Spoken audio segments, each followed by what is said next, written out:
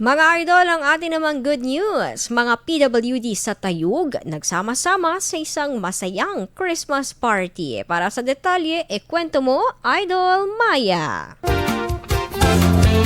Person with disability man ang tawag sa kanila. Likas naman ang kanilang abilidad na mapasaya ang sinuman. Kamakailan lamang ay nagsama-sama ang lahat ng miyembro ng PWD community mula sa iba't ibang barangay sa bayan ng Tayug para sa selebrasyon ng Kapaskuhan. Ito ay naging daan upang maipamalas nila ang kani-kanilang angking talento sa mga pinag-isipang programa. Sa tulong ng lokal na pamahalaan, matagumpay na naisagawa ang kanilang pagtitipon na napuno ng tawa, indak at malasakit para sa isa't isa. Tunay ngang kahit may kapansanan, kung ikaw naman ay may kasama at masasandalan, mananatiling positibo ang iyong pananaw at kayang-kayang labanan anuman ang hamon ng buhay. Para sa IFM Good News, ako po si Idol Maya, Tatak IFM.